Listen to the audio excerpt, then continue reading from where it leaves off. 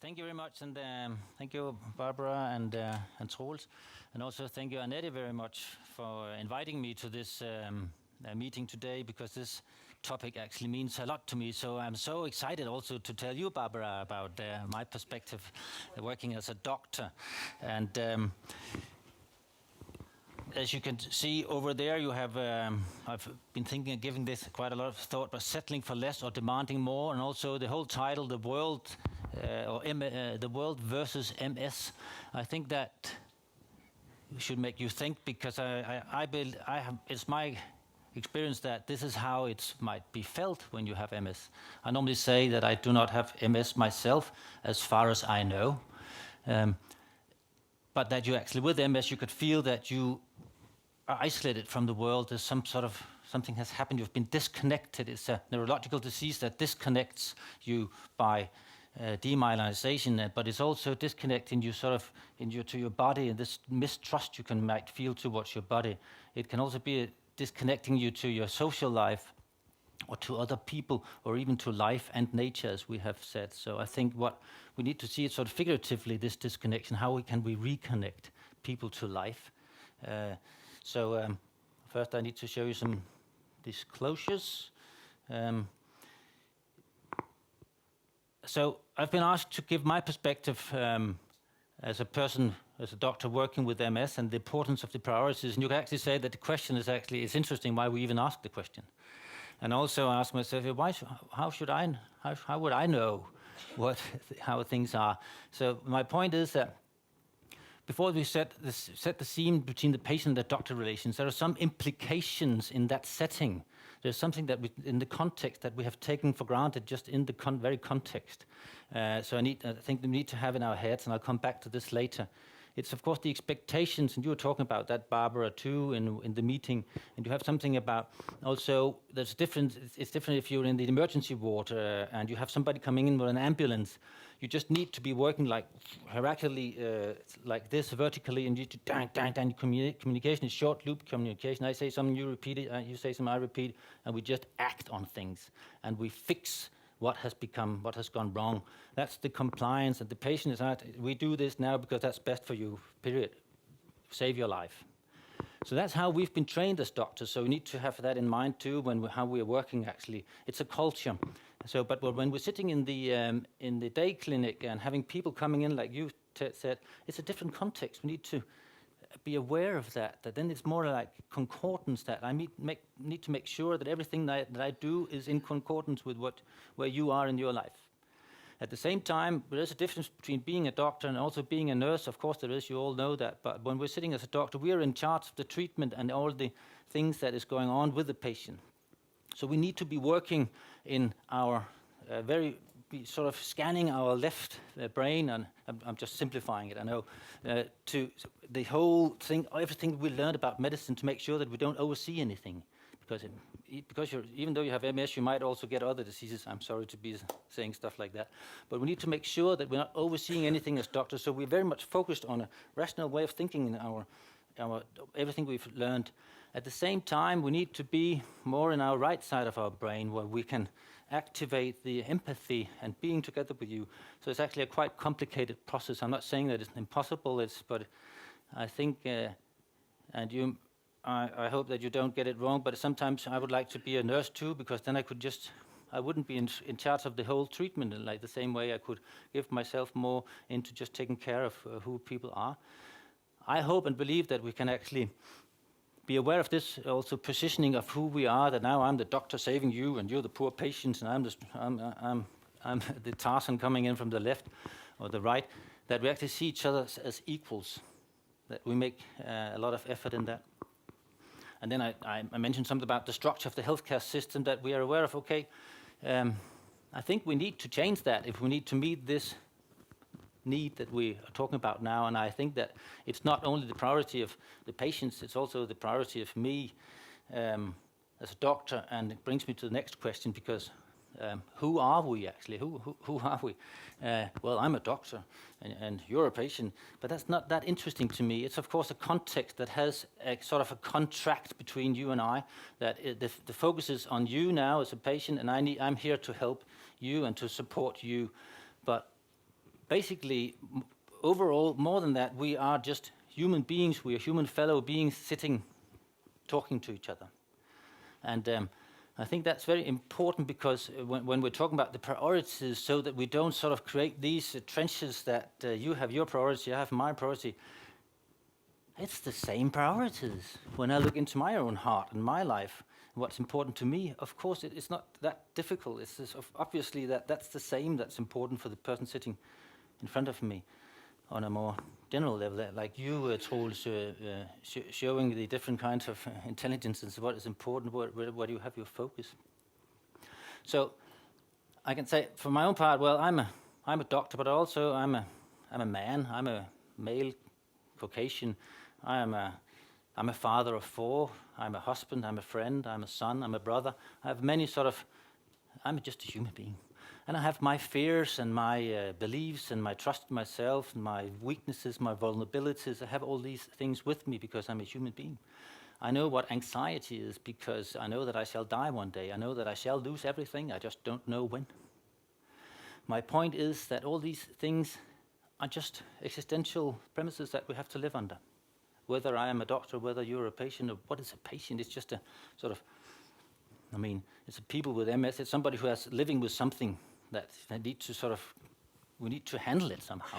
And we need to do it in a community. We need to do it together because you can't, we need to live in communities where you actually take care of each other. So that's the way I would like to see. I think it should be said when you enter the hospital that this is why we are here. So you don't have this, there's a doctor, there's a nurse, we're people being together here.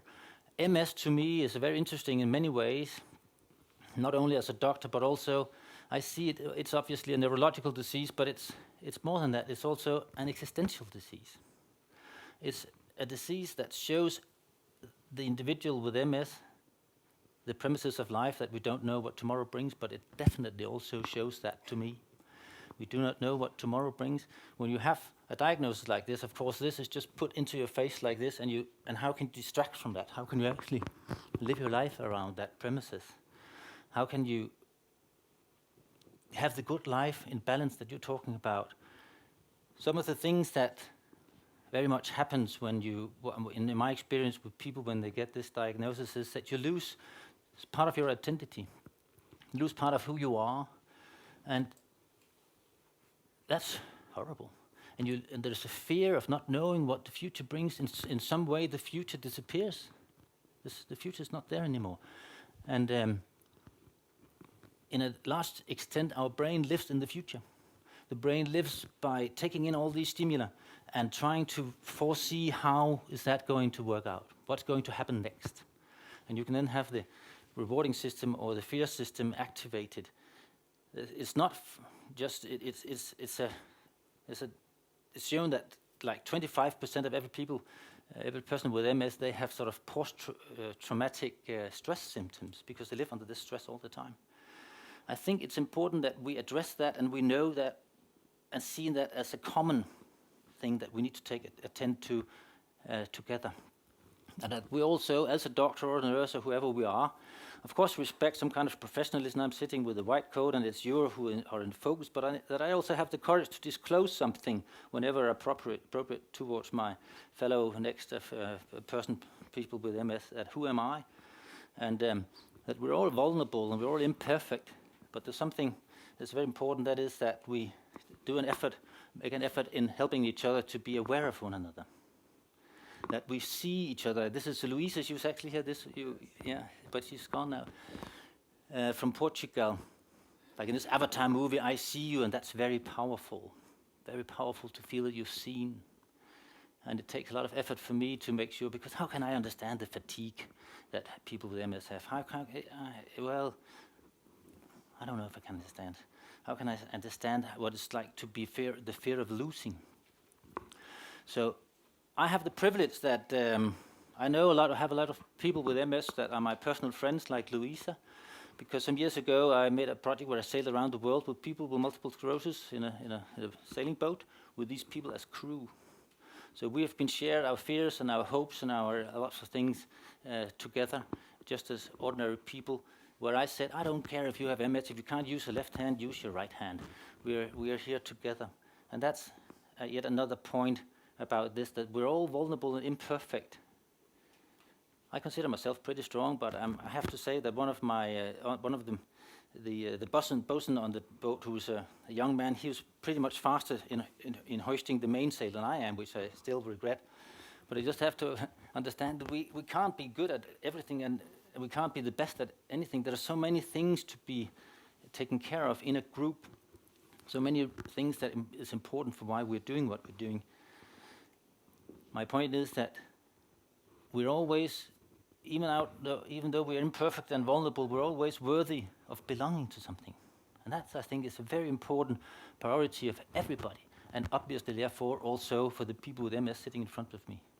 That you feel worthy of being part of something, your family, your workplace, your community, whatever it is. And this might be also an inner conflict, that you might be your worst enemy, yourself. And how can we take care of that? How can we make sure that people, they feel that they are genuinely belonging to something and being an asset? It's difficult. It's different from person to person, and maybe there are also some gender differences. But anyway, we need to be open-minded and to be able to address these issues.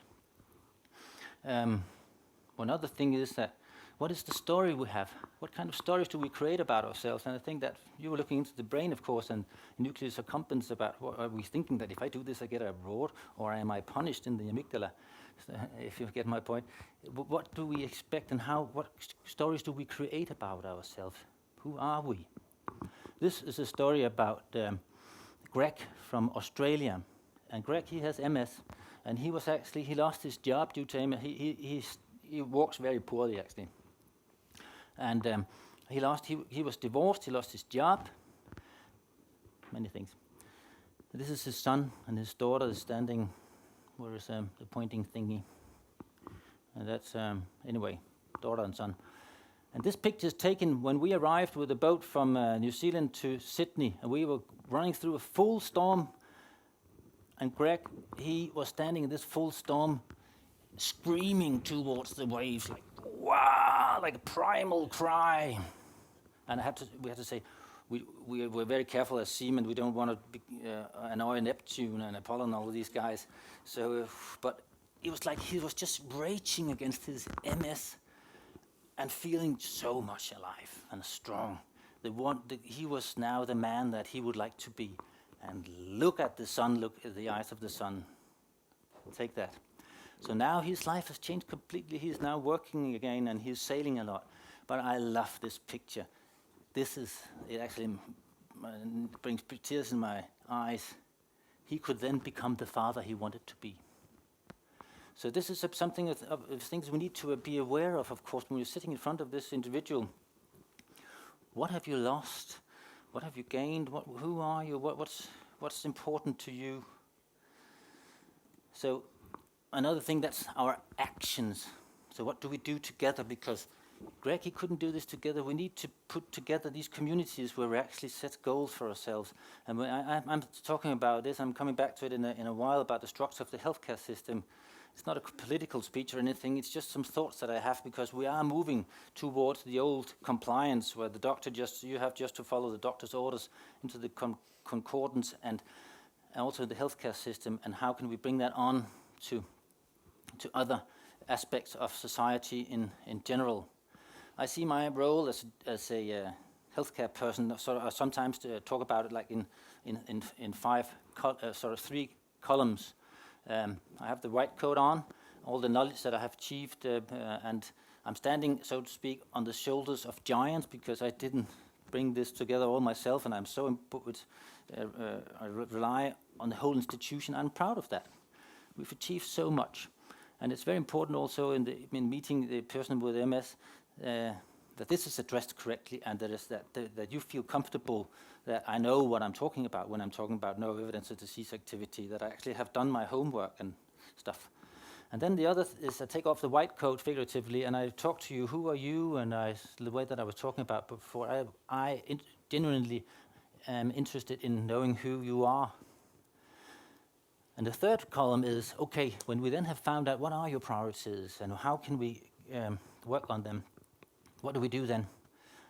What are the frames around us that we can actually live this out? I think that's an important thing, to talk to decision makers and get out into the public, and that's also why that the credo of this year's MS Day is in my invisible MS, or the visibility, to create visibility about this. So I'm getting back to this. I shall look at the time.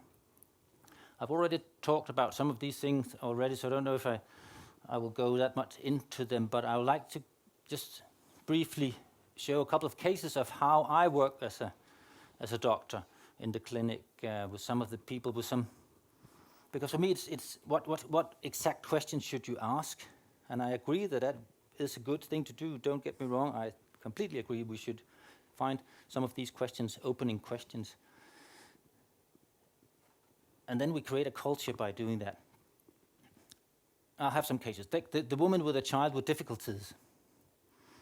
It's by when we say hello and sit down, that I, as a doctor, sit down and just invite you to say something. Okay, now we're sitting here every 6 months or every year, and people, they start talking.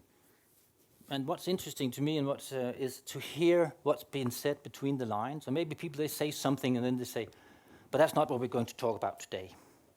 Or I don't know why I'm talking about that. Okay, back to business. I always note that, and then I found not immediately, then afterwards come back to it. And in this case, this woman, she was having a child with difficulties, and it turned out that it was her fatigue and a lot of other things in her MS that made her think that she couldn't be the mother she wanted to be.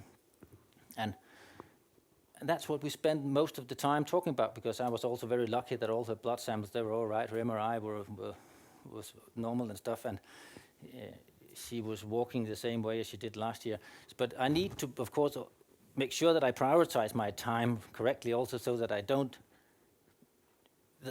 I'm still an MS doctor, if you know, I'm taking care of the physician part. The time is running, so I'll actually take the other one, because it's point number 2, story number 2, because I really like that myself. This was a carpenter, and he was swearing. He was talking about he had this gate into his garden that he couldn't, and it couldn't close correctly, and he has problems with his right hand, so it couldn't work on it. And I was devastated. He was sort of, I'm not the man that I should be. I'm a carpenter. I'm not worthy of. I can't even fix my own gate. Who can love me? Who am I? I'm a disgrace, stuff like that. And that's a very dangerous path to go down. Because it's also difficult to live with a man like that, and to carry his shame, and his shame is one of the most contagious feelings, if you know what I mean, and difficult to handle.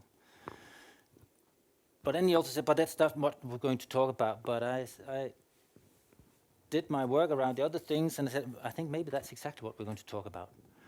And I asked him, how were you going to fix this gate? And I said, I can't use this bloody hand anymore and stuff. I said, okay, is there any other way you can fix that gate? My point is, we spent half an hour sort of running through how he could fix that bloody gate.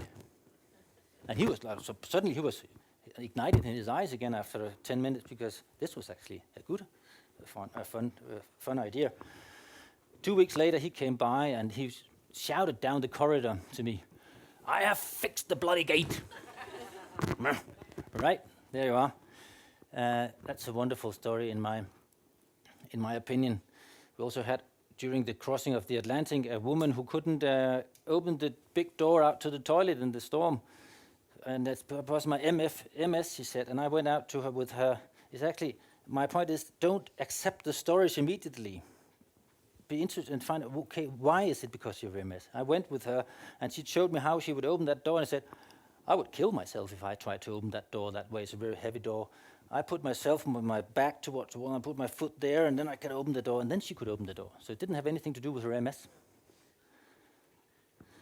What am I trying to do? I'm trying to sort of focus on this doctor-patient relationship, this my perspective of why are the priorities important. I think they're very important because obviously they're important because that's why I'm a doctor. That's why I'm in the world. It's because I want to help these people who have been struck in life the way that I could or my family could.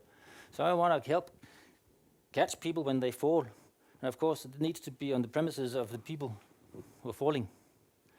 And it needs to I think that you showed this this slide about the quality of life in the world, and you saw how red it was somewhere and how green it was in our world. And I think that's got to do with, I don't know, but I think it's got to do a lot to do with trust. Of course, there's prosperity and the economy, but that goes along with also kind of trust that we have this welfare system, this social security system where we catch each other, so that we actually feel that we are worthy of belonging to a place, and we can work further on that. So this is what I'm getting at when I'm talking about. Well, this was the question that I was given for today.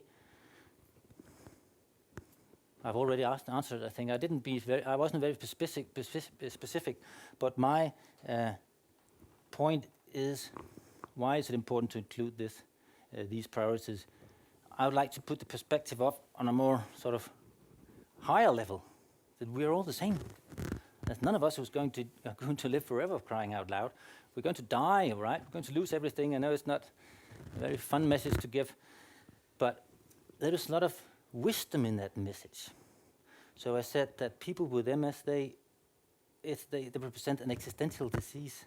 They also represent a wisdom, a possibility. And that is a very important point for me, this creating possibility, because when you lose hope, which comes, despair comes from the words espera, to hope, despair, that's when you lose your hope. How can you meet that? You can create possibilities. You can say, you're good enough, and we have these possibilities. You can look on things at a different perspective. So you can create a culture. That's what I would like to address in my talk today.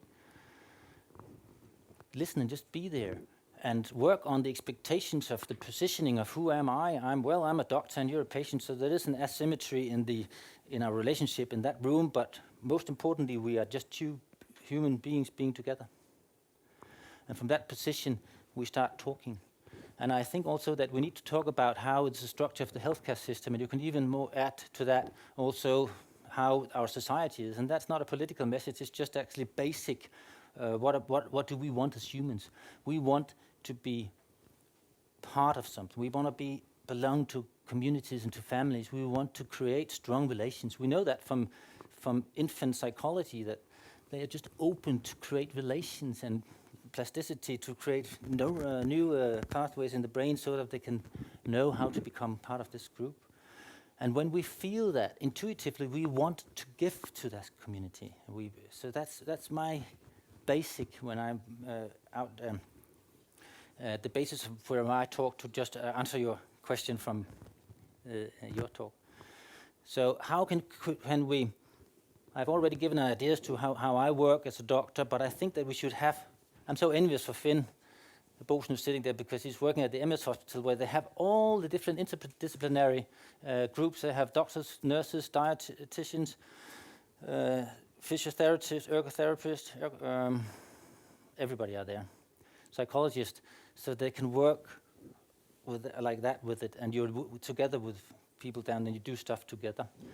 So, and how can we also sort of bring this out into the society in general? I like to address that and create the accessibility and the worthiness and the sort of wisdom, so that we can live our lives in good balance here and now. You can actually take this we'll finish now, this very fearful anxiety, fear can actually take you away from life, and and it's double pain, because you know that the fear is taking you away from the only thing that you have now, which is now. But how can you get out of it? Sometimes it is bringing people together and out into the nature. And what I do is take people out sailing, and then this feeling can be transformed into sort of a more sweet, melancholic feeling, that, like Greg saying, wow, I'm here now, come what may. So thank you for listening. This is the last slide. Hope opens our minds and hearts for possibilities. Give us the courage to live our lives together. Thank you very much.